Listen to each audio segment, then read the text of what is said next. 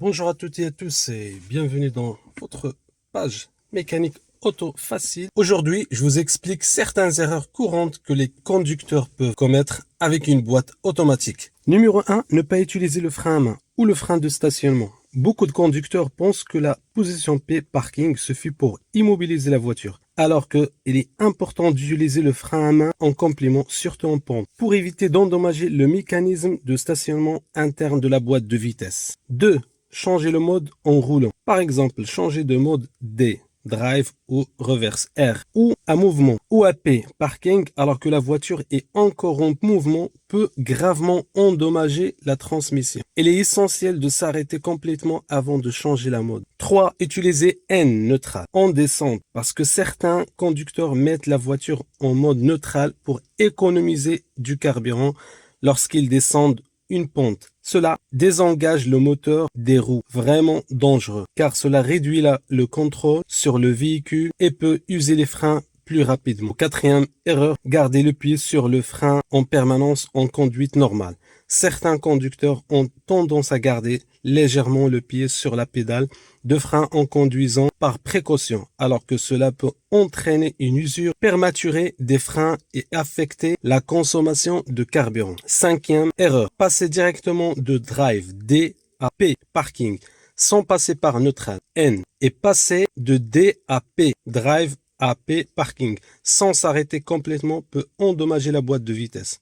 Il est conseillé de passer par N puis de mettre le frein à main avant de passer en P parking. Sixième erreur, ne pas attendre l'arrêt complet avant de changer de mode. Il est essentiel d'attendre que le véhicule soit complètement arrêté avant de changer entre les modes drive D et reverse R et parking P.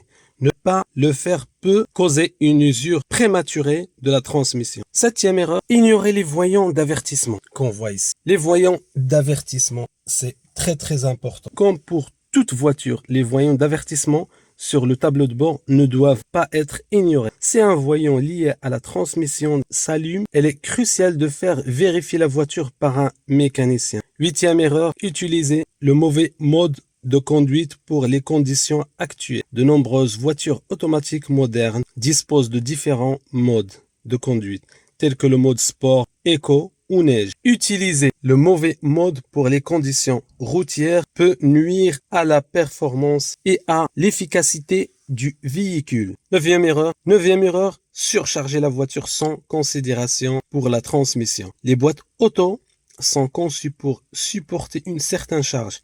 Surcharger régulièrement la voiture peut exercer une pression excessive sur la transmission, entraînant une usure plus rapide. Pour éviter ces erreurs courantes, on peut prolonger la durée de vie de la transmission automatique et garantir une conduite plus sûre et plus agréable. Merci à toutes et à tous et à la prochaine. Et surtout, n'hésitez pas de partager cette vidéo pour les amateurs et les fans de boîtes automatiques.